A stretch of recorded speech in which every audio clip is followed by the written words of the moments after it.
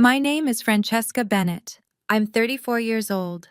3 weeks before Thanksgiving, my mother sent me a text that changed everything. It read, "We don't want you asking for money in front of everyone. Stay home this year." I stared at my phone for a full minute. Then I laughed. Not because it was funny, but because my bank account held $4.7 million. My family had decided I was broke. They didn't ask. They assumed. And they uninvited me from Thanksgiving to protect themselves from embarrassment. So I did something I'd never done before. I stopped explaining. I sent one screenshot. Then I booked a private jet to Dubai. What happened next? Let's just say the family group chat had 47 unread messages by the time I landed. Before I continue, please take a moment to like and subscribe, but only if you truly enjoy this story. Drop your location and local time in the comments below. It started 8 years ago, the day I decided to stop asking for permission. 8 years ago, I was 26 and terrified. I just quit my stable accounting job to flip houses. My first deal, a duplex in Aurora, had closed that morning. After repairs and fees, I'd cleared $40,000 in profit. That night, I drove to my parents' house for our weekly family dinner. I couldn't wait to share the news. Karen arrived first, as always. My older sister by 3 years, she walked in wearing a cashmere wrap and a smile that could cut glass. Her husband Derek followed, jingling his BMW keys. "Mom, Dad, look what Derek surprised me with," Karen said, pulling out her phone to show photos. "The new X5, isn't it gorgeous?" My mother clasped her hands together. "Oh, sweetheart. Derek, you spoil her. That's what a good husband does." Dad nodded from behind his newspaper. Derek shrugged modestly. I waited for the excitement to settle. Then I cleared my throat. "I have news too," I said.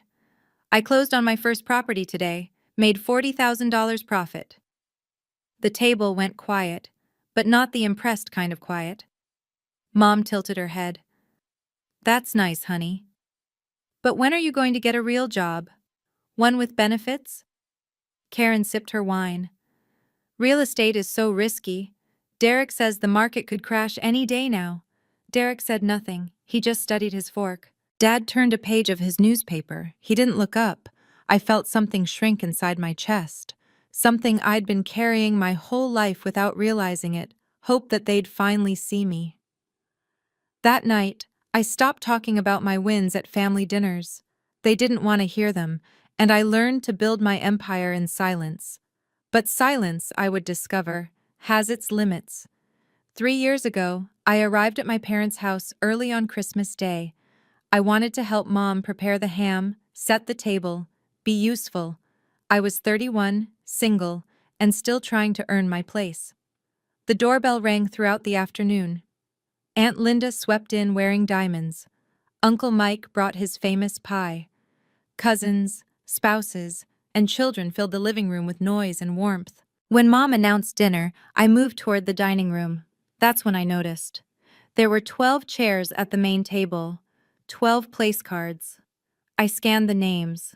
Patricia, Robert, Karen, Derek, Aunt Linda, Uncle Mike, Amanda and her husband, 2 more cousins and their spouses. My name wasn't there. "Mom?" I touched her elbow. "Where am I sitting?" She barely glanced up from arranging the centerpiece. "Oh, sweetie, you don't mind the kids' table, do you? We're short on chairs." I looked across the room. The kids' table. 4 children between 8 and 12 years old, fighting over crayons. "I'm 31, I said quietly. "It's just for one meal." She patted my arm and walked away. I sat down between my nephew and a girl who immediately spilled juice on my dress. From my plastic chair, I watched the adults clink wine glasses and laugh at jokes I couldn't hear. That's when I caught Aunt Linda leaning toward my mother, her whisper carried across the room. "Still no ring? Poor thing. At least she has her little apartment." My mother nodded sympathetically.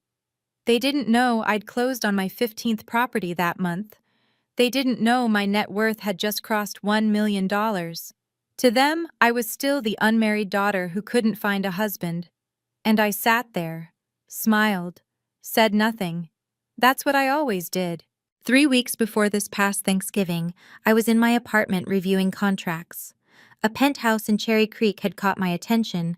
Solid bones, motivated seller, easy flip. My laptop showed projections, 200,000 profit minimum. My phone buzzed, then buzzed again. I glanced at the screen. Group chat. Bennett Thanksgiving 2024. Mom's name appeared first. Fran, honey, we've been talking and we think it's best if you sit this one out. I set down my coffee. Read it again. Sit this one out? My thumbs moved before my brain caught up. What do you mean? 3 dots appeared. Then her response. We heard you're going through a rough patch financially. We don't want you asking for money in front of everyone. It would be embarrassing for all of us. I stared at those words until they blurred. Embarrassing. For all of us. I looked around my apartment. Simple. Clean. A 1-bedroom in a modest building because I chose to invest my money, not display it. My Honda sat in the parking lot because reliable transportation didn't require a statement. Then I looked at my laptop. At the portfolio spreadsheet still glowing on the screen. 12 properties, 3 commercial buildings, total net worth, $4.7 million. I didn't know whether to laugh or cry. My family had decided I was broke. Not because they'd asked, not because I'd told them.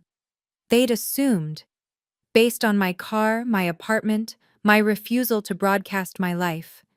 And they'd uninvited me from Thanksgiving to protect themselves from shame. I closed the laptop. The penthouse deal could wait. For the first time in 34 years, I felt something shift inside me. Not anger, something colder, something clearer.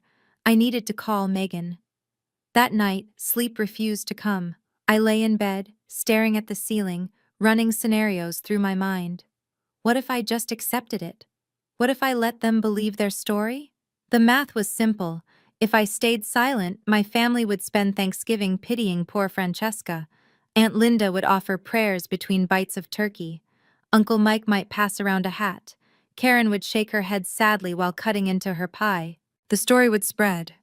By Christmas, every distant relative would know that Patricia's youngest daughter had failed. Couldn't hold down a job, probably living on food stamps. Such a shame.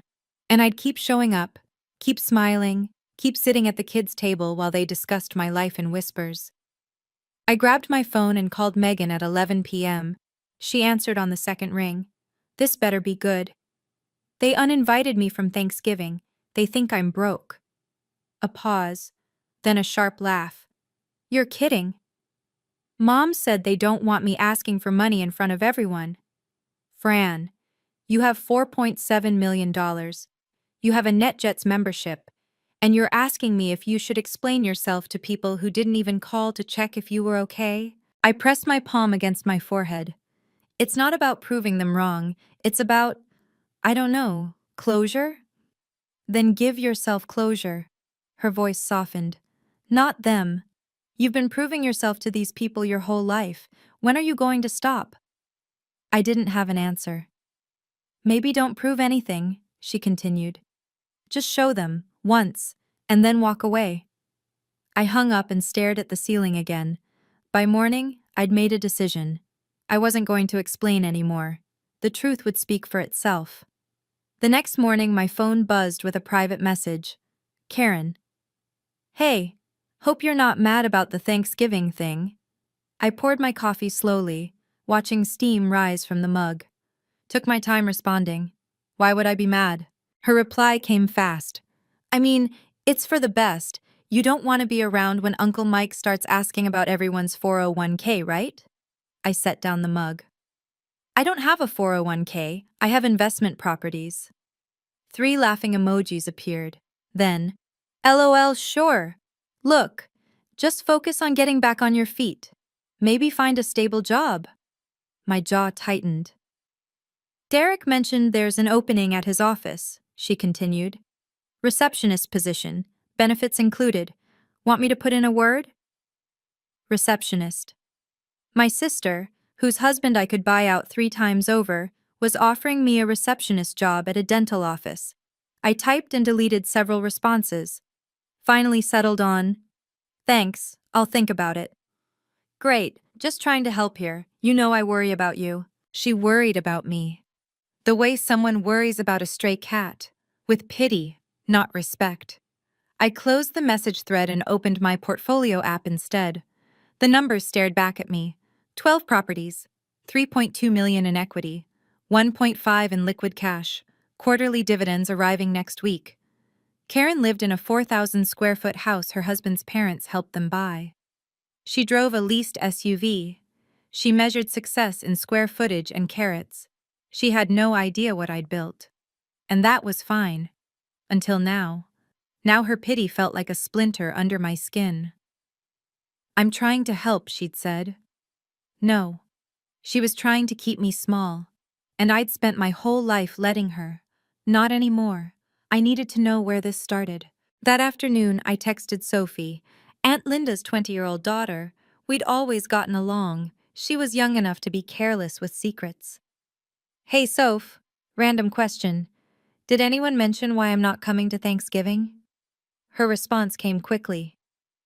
"OMG, Fran, I felt so bad when I heard. Are you okay?" I typed carefully. "What exactly did you hear?" "Just that you're really struggling? Aunt Patricia said Karen told my mom you were basically broke. Like behind on rent broke." My hand froze over the screen. Karen. My own sister. "What else did Karen say?" "Something about how you're still in that tiny apartment and driving an old car, and how you never have money for nice things. IDK the details, but my mom told your mom, and then, yeah." I read the messages 3 times. Karen had started the rumor. She'd looked at my modest apartment, my reliable car, my quiet life, and decided I was failing. Then she'd told Aunt Linda, knowing it would spread through the family like wildfire, and Mom had believed it, without a single phone call to ask me directly. "I'm sorry, Fran," Sophie added. "I thought you knew." "I didn't, but now I do." I set down my phone and walked to my window. Denver's skyline glittered in the afternoon sun. My apartment was small because I chose to invest in buildings instead of living rooms. My car was old because depreciation is a waste of capital. But Karen didn't see strategy. She saw failure. And she'd broadcast that failure to everyone we knew. This wasn't about protecting the family from embarrassment. This was about protecting Karen from having to share the spotlight, and she'd used our mother to do it. I called my mother that evening. She answered on the 4th ring. "Fran, I was just thinking about you." "Mom, I need to ask you something." I kept my voice steady. "Why do you think I'm struggling financially?" A pause, then that tone, the one she used when she thought she knew better. "Honey, it's okay. We all go through rough patches. There's no shame in it." "But who told you that?" "Does it matter? The point is, we're looking out for you." "By uninviting me from Thanksgiving?" I heard her sigh through the phone. "Fran, we're protecting the family's image. Aunt Linda will be there. You know how she talks." There it was. Aunt Linda. The real reason. "So you're embarrassed of me?" "I didn't say that." "You didn't have to." Silence stretched between us. I could picture her in the kitchen, gripping her phone, formulating excuses. "You're overreacting," she finally said. "Just take this year off. We'll see you at Christmas." "Did you ever think to call me? To ask me directly if I was okay?" Karen said. Karen assumed, and you believed her without a single question. "Francesca, I don't appreciate your tone. And I don't appreciate being cut from Thanksgiving dinner based on gossip." My voice stayed calm, but my hands trembled. "I'm your daughter, Mom, not a liability to be managed." The line went dead. She'd hung up on me. My own mother had hung up rather than admit she might be wrong. I stood in my kitchen, phone pressed against my chest, heart hammering. Something shifted inside me. A door closing, a decision forming. I was done explaining, done begging for seats at tables that never wanted me there. It was time to let the truth speak. I met Megan for lunch the next day at our usual spot, a quiet bistro downtown where lawyers cut deals and no one eavesdropped. She was already at the table when I arrived, laptop open, reading glasses perched on her nose. Megan Torres had been my best friend since college and my real estate attorney for the past 6 years. She knew my portfolio better than I did. "So they think you're broke." She didn't look up from her screen. "Apparently." I slid into the booth across from her. She turned the laptop toward me. "Let's review, shall we?" The spreadsheet filled the screen. 12 properties listed in neat rows, 3 commercial buildings in growing neighborhoods, 9 residential units, all currently rented. Purchase prices, current values, rental income, net worth calculations. Total portfolio value 6.2 million, Megan read aloud. Outstanding debt 1.5 million, net worth 4.7 million. She looked at me over her glasses. "Girl, you could buy Karen's house in cash and still have enough left for a yacht." I laughed for the first time in days. It felt rusty coming out. "They'll never believe it," I said. "Not unless they see it." "Then let them see it." She closed the laptop. "I've watched you build this for 8 years, Fran. You never once asked for validation. But maybe it's time you stop letting them think the worst." "It feels like giving in." "No, it feels like standing up." She leaned forward. "What are you going to do?" I stared at the table, at my hands, at the simple gold ring I'd bought myself when I closed my 10th property. "I have an idea," I said quietly. Megan smiled. "I was hoping you'd say that." That afternoon, I sat on my couch with my phone in hand. The NetJets app glowed on the screen. I'd had a membership for 2 years, mostly for business trips to out-of-state markets. Dallas, Phoenix, Nashville. Quick flights to meet sellers and close deals. I'd never used it for personal travel. It felt indulgent, unnecessary. But today, I scrolled through destinations with different eyes. Cabo, Aspen, the Maldives, Dubai. The Thanksgiving package caught my attention. 5 nights at the Burj Al Arab, available seats on Wednesday departures. I checked the timing. The flight would leave 25 hours before my family sat down for turkey. My thumb hovered over the booking button. This wasn't about luxury. It wasn't about proving anything. It was about choosing myself for once. I booked the flight. Confirmation email arrived within seconds. I screenshotted it. The date, the destination, the private terminal departure, all documented. Then I opened my banking app. The number stared back at me. $4,723,841 if sick. I screenshotted that too. 2 images. 8 years of silent work. Everything they refused to believe existed. I pulled up my mother's text from 3 weeks ago. The words still stung. "We don't want you asking for money in front of everyone." I looked at the screenshots again. I didn't need to explain. I didn't need to justify. I just needed them to see. Megan's voice echoed in my head. "Give yourself closure. Not them." This wasn't revenge. This was clarity. The kind that comes from finally stopping the performance. I saved both screenshots to a folder labeled Thanksgiving. Everything I needed was ready. Now I just had to decide when to press send. "Okay, pause for a second. I need to ask you something. If you were in my position, your family just uninvited you based on a lie, and you had proof that could change everything, would you send it? Or would you stay quiet to keep the peace? Drop your answer in the comments. I'm genuinely curious what you'd do." Now, back to what happened next. 5 days before Thanksgiving, my phone started buzzing with unfamiliar numbers. First, a text from Uncle Mike, Dad's younger brother. We hadn't spoken one-on-one in years. "Hey, kiddo. Heard you're going through a tough time. If you need a few hundred to get by, just let me know. No shame in asking." My stomach dropped. Then came a message from my cousin Amanda. "Fran, OMG, I feel terrible. We should totally start a GoFundMe for you. Family helps family. A GoFundMe. My 23-year-old cousin wanted to start a charity campaign for me. The messages kept coming. Aunt Linda sent a link to an article titled Financial Literacy for Young Adults, a Beginner's Guide. No caption, just the link. Another cousin I barely knew texted, praying for you during this difficult season. In 3 days, I'd gone from uninvited guest to family charity case. The rumor had spread through the Bennett family tree like poison through roots. Everyone knew. Everyone pitied. No one had bothered to ask me directly.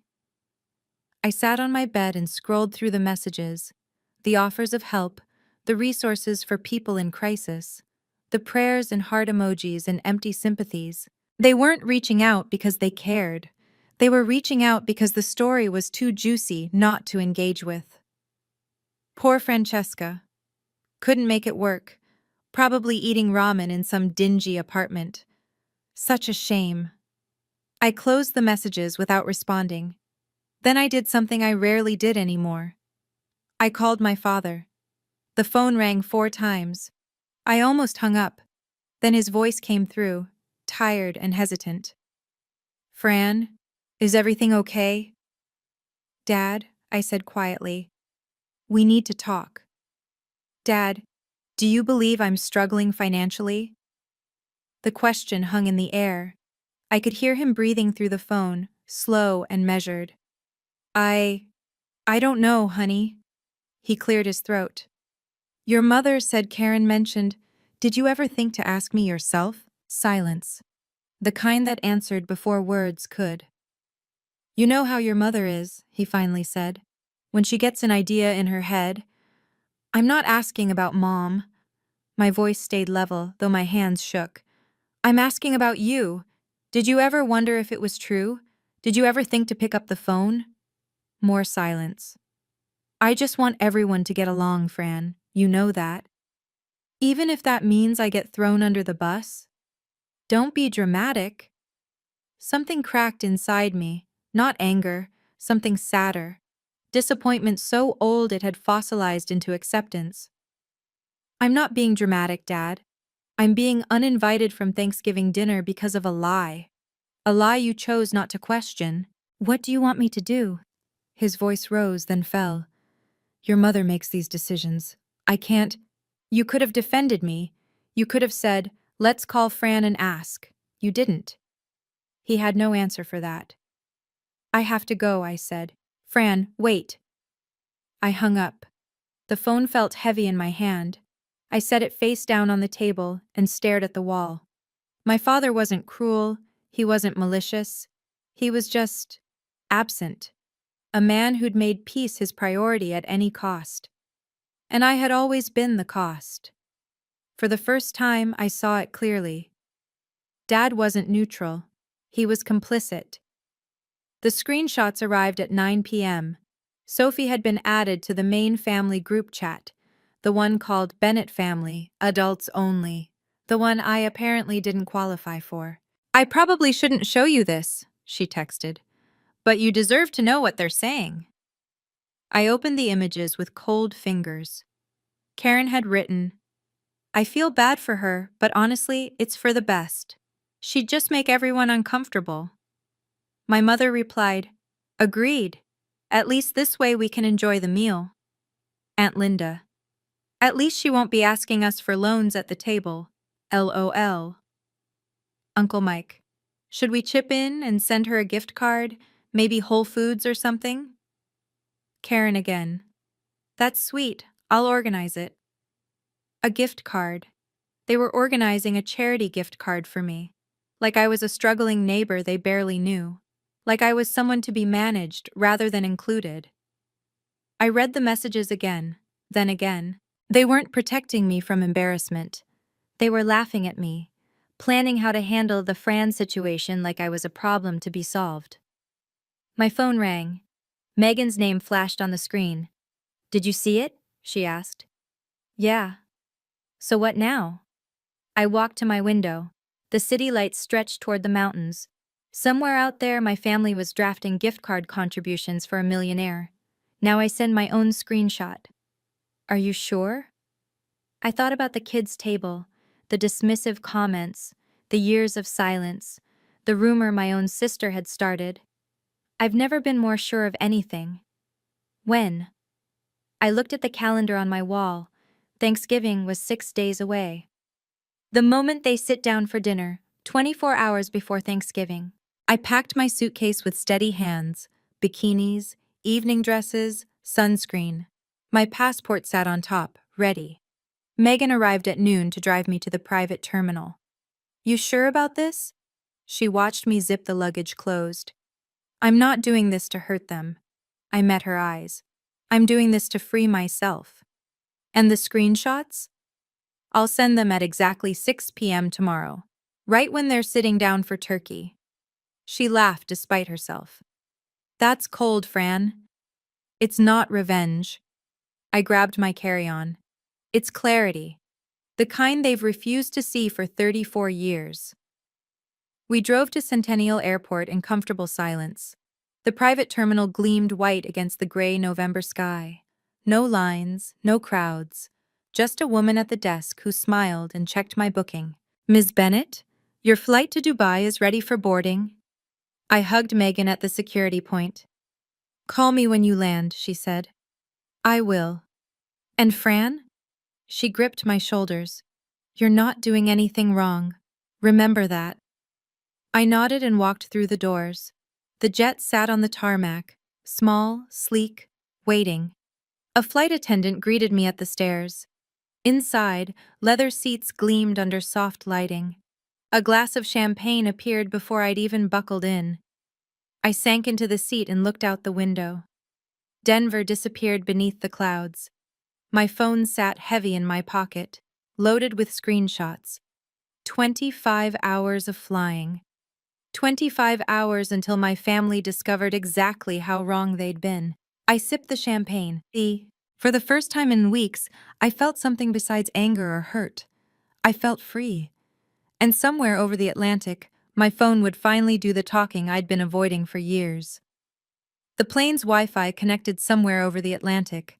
I'd set an alarm on my phone. 6 p.m. Eastern Time. The exact moment my family would be gathering around the dining table. Grace would be said. Plates would be filled. Karen would probably be bragging about something. The alarm chimed softly. I opened the group chat. Bennett Thanksgiving 2024. 32 members. All waiting for turkey and stuffing and the comfortable certainty that Francesca was falling apart. I didn't type a message, didn't explain, didn't justify. I simply attached 2 images. The first, my bank account statement. 4,723. Clear as crystal. The second, my flight confirmation. Private jet. Destination, Dubai. Departure, yesterday. Then, 1 line of text. Happy Thanksgiving. I'll be thinking of you all from Dubai. I pressed send. The message delivered. 32 blue check marks appeared. I imagined my mother's phone buzzing beside her dinner plate. Karen glancing at the notification. Aunt Linda leaning over to see what the commotion was about. I imagined the silence that would fall over that dining room. Then I turned off notifications. The flight attendant appeared at my side. More champagne, Ms. Bennett? Please. She refilled my glass with a practiced pour. Outside the window, the sun was setting over endless clouds, pink and gold and completely peaceful. I leaned back into the leather seat. I didn't need them to apologize. I didn't need them to grovel or beg for forgiveness. I just needed them to know, to see the truth they'd refused to ask about. Whatever storm was brewing back home could wait. For now, I was 35,000 feet in the air, heading toward warmth and light and the first holiday I'd ever chosen for myself, and it felt exactly right. 2 hours later, I turned my phone back on. The notifications loaded in waves. 47 missed calls, 89 unread texts. The phone actually felt warmer in my hand, like it had been working overtime to contain the chaos. I opened the group chat first. Karen. What the hell is this? Mom. Fran, call me right now. Uncle Mike. Is this real? Aunt Linda. $4 million?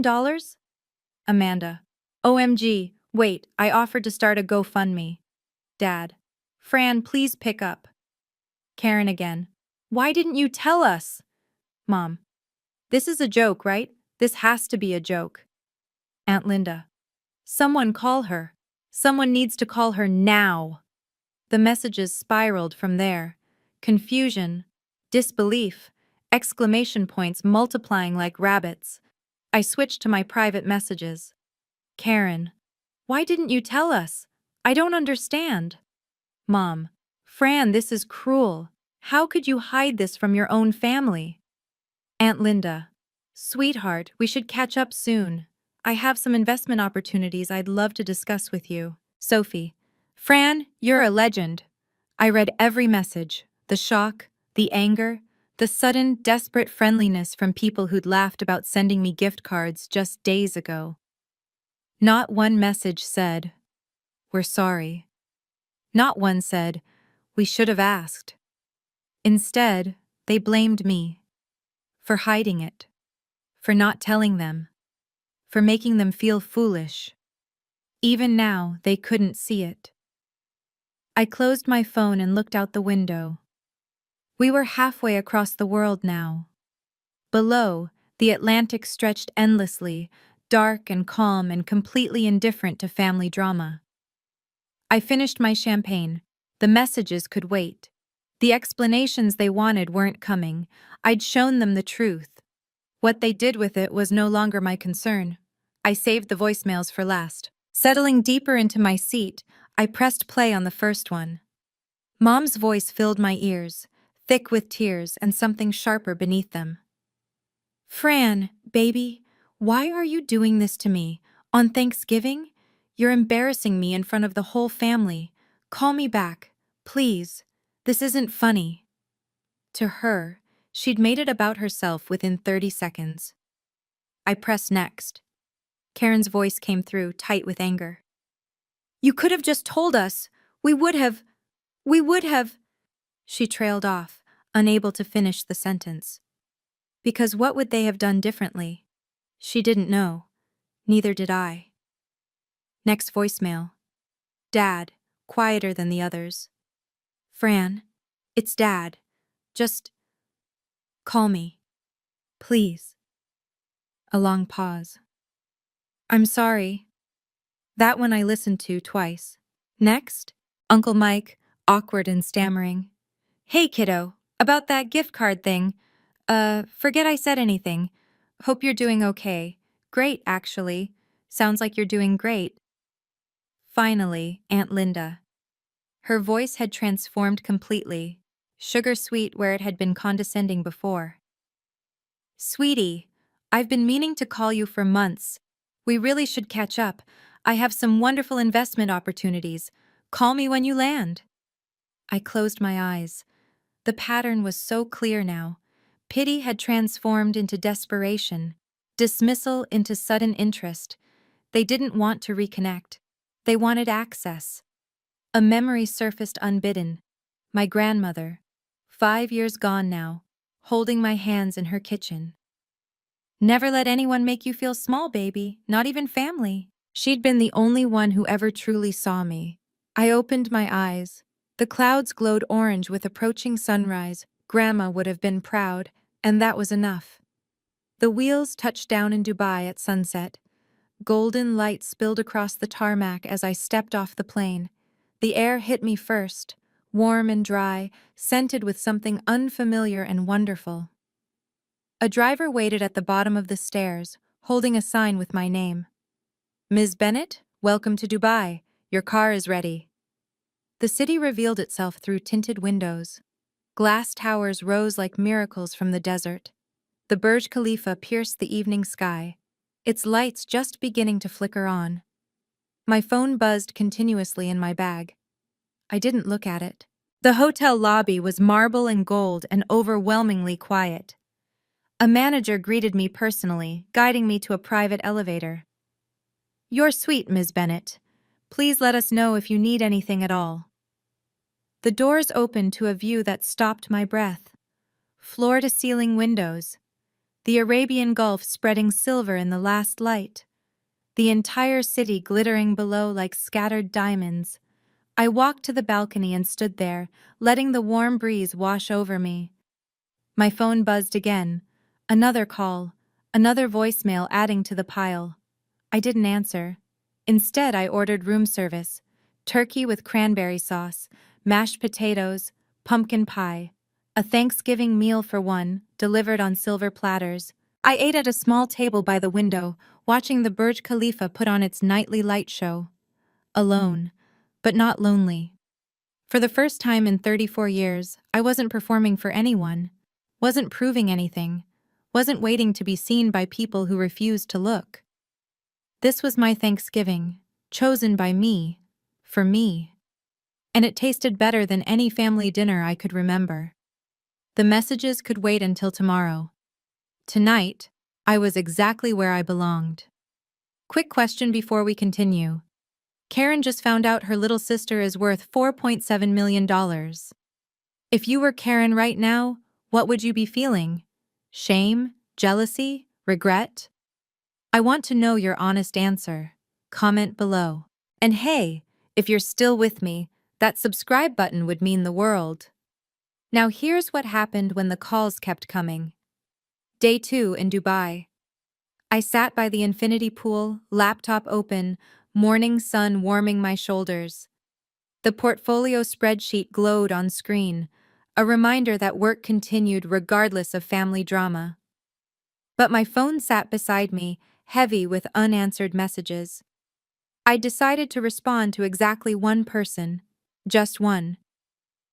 I picked up the phone and typed a text to my father. Dad, I'm okay. I'm in Dubai. I'll be home next week. I paused, fingers hovering. We can talk then if you want, but I need you to understand something. Another pause. This part mattered. I'm not angry. I'm disappointed. You could have asked. You could have defended me. You didn't. I pressed send before I could overthink it. The reply came within minutes. I know. I'm sorry, Fran. I should have. I stared at those words. Read them again. No but, no excuse, no redirect, just acknowledgement. It was the first genuine apology I'd received from anyone in my family, maybe ever. I typed back slowly. We'll talk when I'm back. Then I set the phone face down and looked out at the water. This wasn't forgiveness. Not yet. Maybe not for a long time. But it was something I hadn't expected. A crack in the wall. Dad had always been silent, complicit through inaction. But maybe that silence had been hiding something too. I closed the laptop and walked to the pool's edge. The water was perfectly warm. I slipped in, letting it hold my weight. Above me, the Dubai sky stretched impossibly blue, one conversation down, a family full of them waiting. But for now, this pool, this sun, this moment of peace I'd earned. Everything else could wait its turn. Day 3. Karen's name flashed on my screen, FaceTime request. I hesitated. My finger hovered over the decline button for a full 10 seconds. Then I answered. Her face filled the screen. Red eyes, smudged makeup. She looked like she hadn't slept since Thursday. Why didn't you tell me? I kept my voice level. Would it have mattered? Of course it would have. Her voice cracked. Karen, you told Aunt Linda I was broke. I watched her flinch. You started the rumor. You offered me a receptionist job at your husband's office. Silence stretched between us. The Dubai skyline glittered behind me. I didn't mean it like that. She wiped her eyes.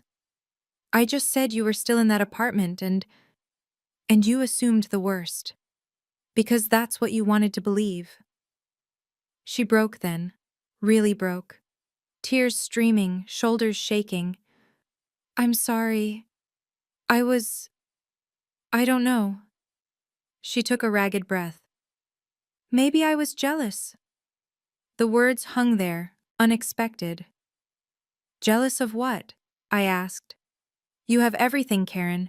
The house, the husband, the life Mom always wanted for both of us. She laughed bitterly through her tears. You have freedom, Fran.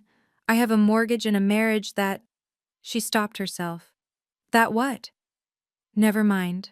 It's not important. But her face said otherwise. Something was crumbling behind her perfect facade. I softened slightly. Just slightly. We'll talk when I'm home. But not now. I need space. She nodded, tears still falling. Okay. I understand. Karen? Yeah? I don't hate you. But things have to be different now. I know. Her voice was barely a whisper. I know. I ended the call. The mask was cracking, and what lay beneath was more complicated than I'd expected. My mother called the next evening. I answered audio only. I wasn't ready to see her face. Fran, this whole thing has been blown out of proportion. I let the silence stretch. Has it, Mom? I was just trying to protect the family's image. Her voice carried that familiar defensiveness.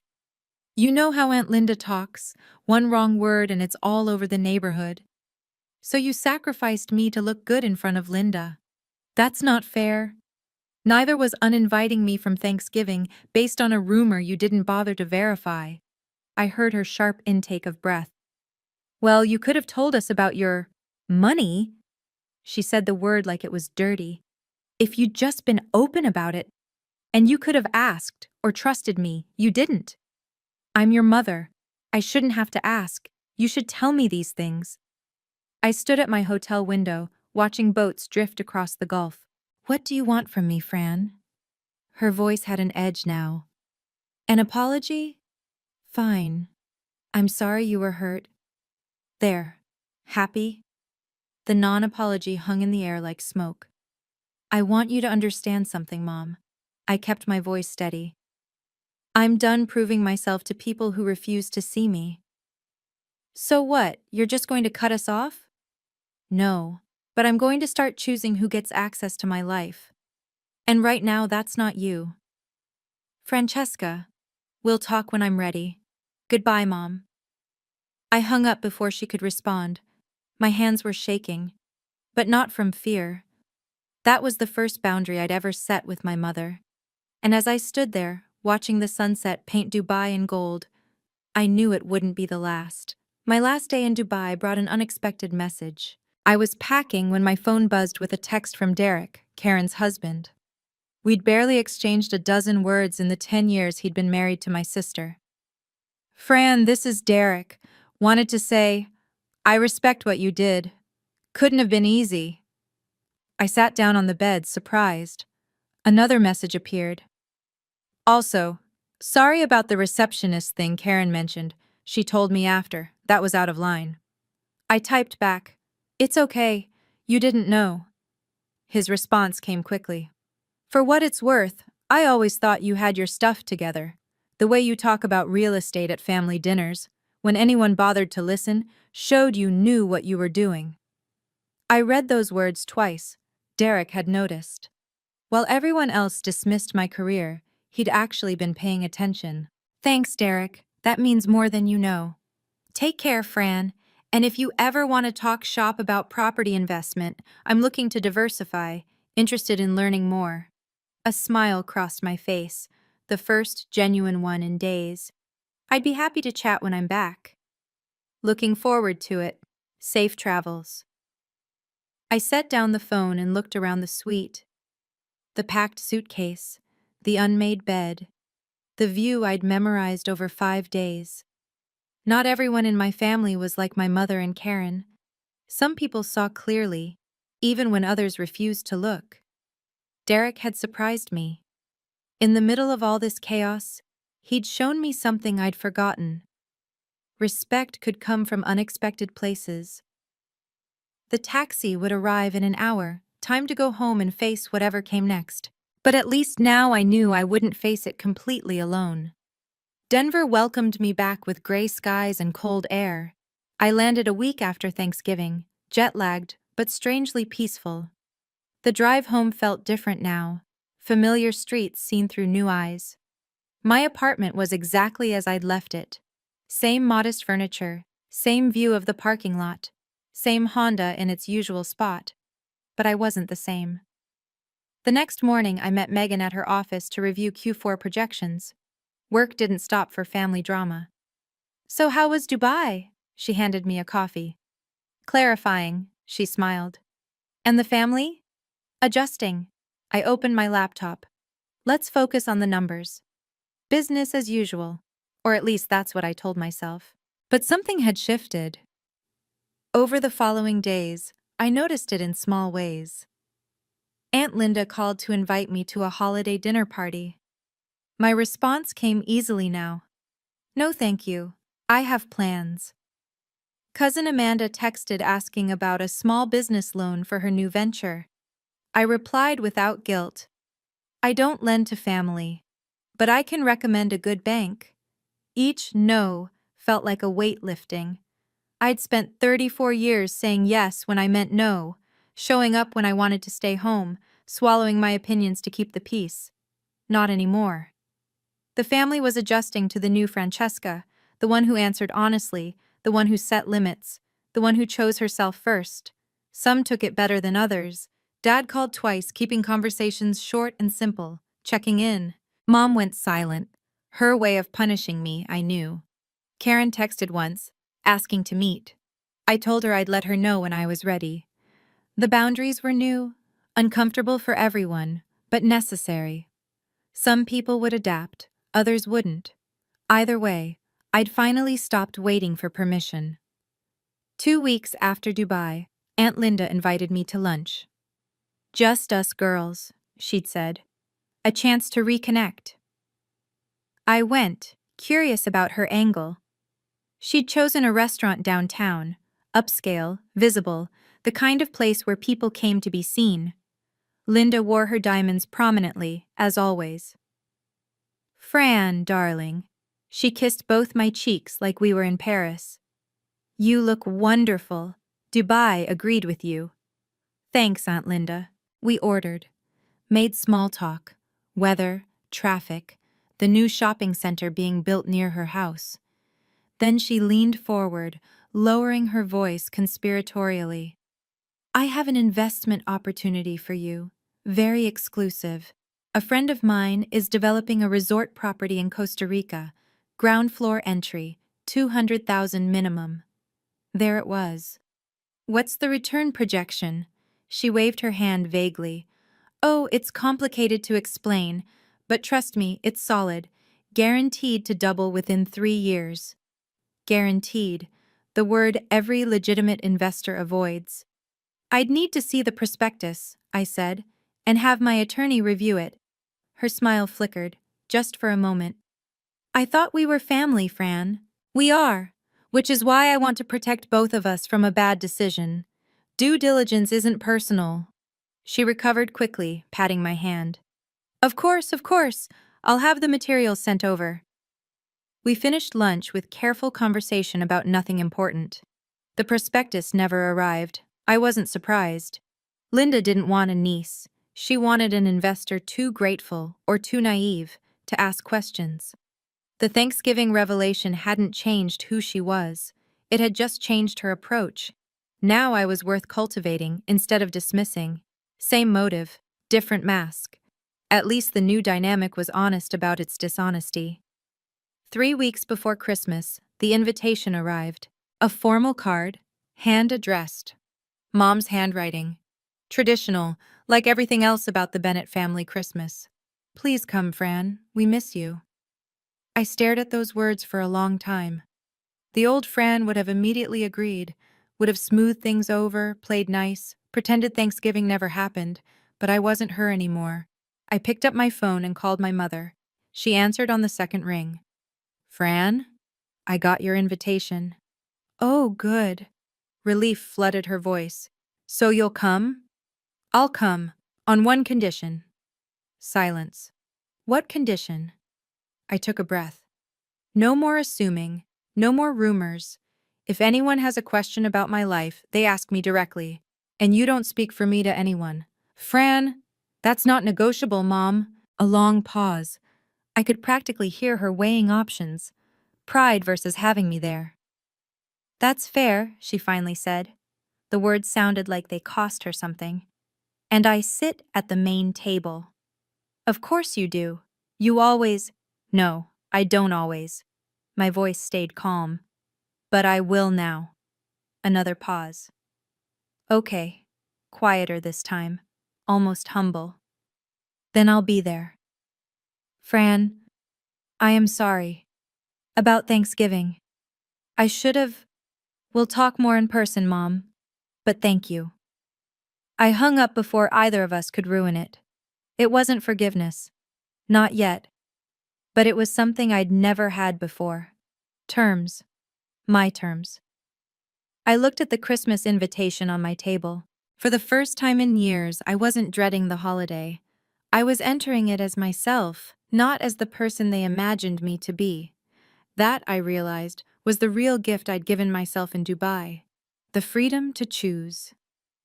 1 week before Christmas, Karen texted, "Can we meet? Just us?" I suggested a coffee shop halfway between our neighborhoods.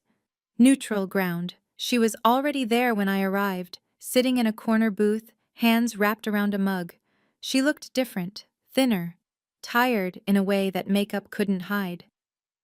I slid into the seat across from her. "Thanks for coming," she said. "Thanks for asking." Silence settled between us. We'd never been good at real conversation. Too many years of competition and comparison. Karen spoke first. "Derek and I are in counseling." I set down my coffee. "I'm sorry to hear that." "Don't be." She shrugged, a gesture that didn't match her eyes. "It's been a long time coming. Honestly, it should have started years ago." "What happened?" She looked at her hands. "I think I took a lot of my frustrations out on you. Over the years. It was easier than looking at my own life." "Why me?" "Because you seemed free." Her voice caught. "You didn't need a husband to validate you. You built something on your own. And I married young because Mom said that was success." I didn't know what to say. "I'm not asking you to forgive me." She finally met my eyes. "I just wanted you to know. I was wrong. About everything." I reached across the table and touched her hand. "We're sisters, Karen. That doesn't go away." She nodded, tears threatening. "But things have to be different now," I continued. "I can't go back to being invisible." "I know." Her voice was barely a whisper. "I know." We sat there for a while longer, two sisters, finally honest. It wasn't perfect, but it was a beginning. Christmas Eve. I parked on my parents' street at exactly 5 o'clock. The house glowed with string lights. Same decorations as every year, same wreath on the door. But something felt different as I walked up the path. Mom opened the door before I could knock. "You look beautiful," she said. The words came out awkward, like she was trying them on for size. "Thank you, Mom." No comment about my coat, my shoes, my still modest car in the driveway. Inside, the house smelled like roasted ham and cinnamon. Aunt Linda stood by the fireplace, avoiding my eyes. Amanda waved enthusiastically from across the room.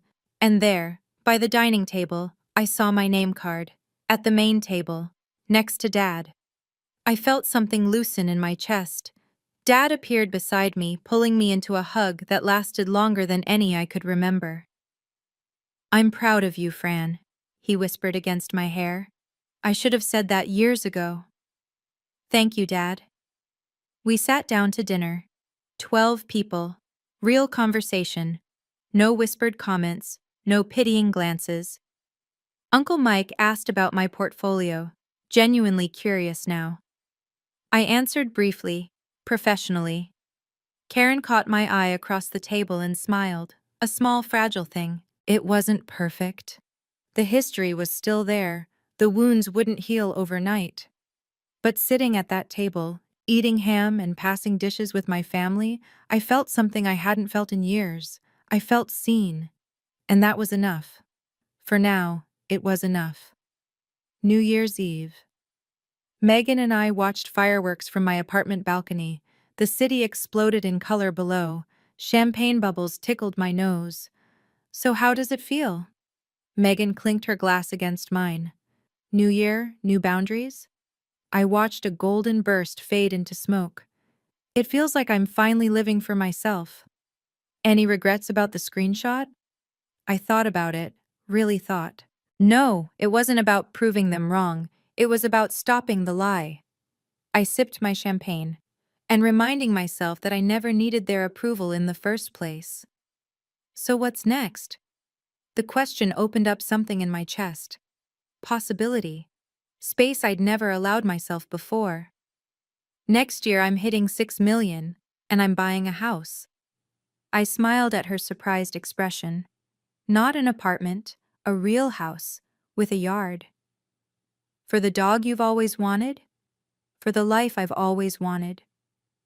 Below us the crowds cheered as midnight officially passed. A new year, a new chapter. I thought about Dubai, about the screenshots, about standing up for the first time in 34 years. I thought about my grandmother's words, echoing across the years. Never let anyone make you feel small. I hadn't. Not anymore. Megan raised her glass. To the life you've always wanted. To the life I've always wanted, I repeated. Fireworks exploded over Denver, and for the first time, I wasn't watching my life from the sidelines. I was finally living it. Looking back, I don't regret staying silent for so long. I built my wealth in peace, without the noise of jealousy or expectation. Every property, every deal, every dollar was mine, earned quietly while others measured success by wedding rings and zip codes.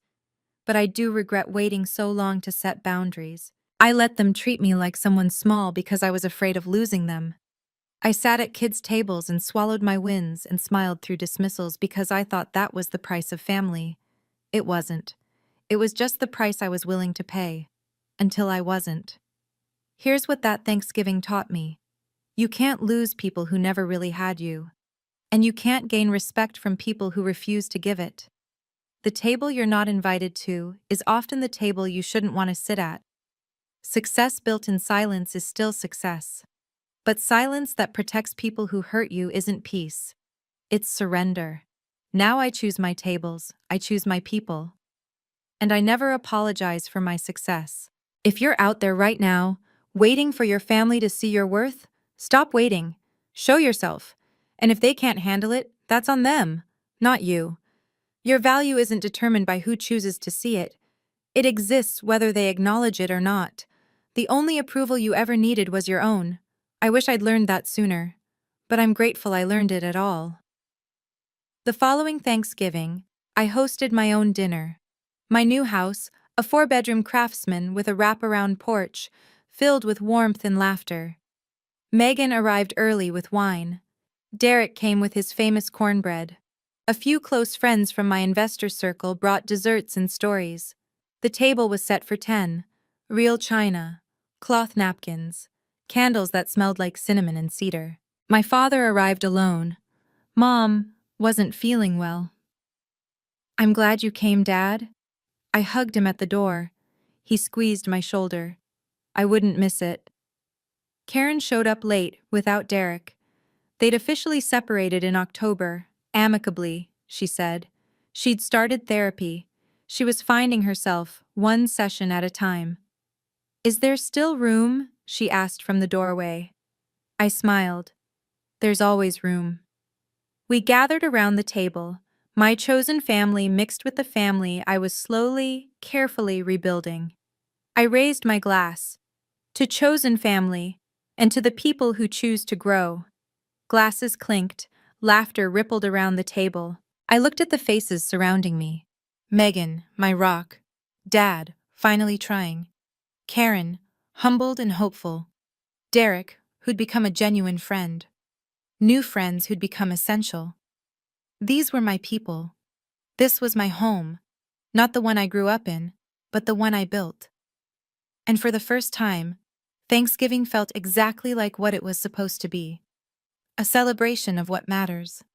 A reminder of how far I'd come, and a promise to never forget my own worth again. And that's my story. From uninvited to unbothered, to unbreakable. If any of this resonated with you, I'd love to hear your thoughts in the comments. Have you ever had to set boundaries with family? How did it go? Drop your story below. And if you haven't subscribed yet, now's the perfect time. I have more stories coming. Check the description for more videos. Thank you for being here. Until next time.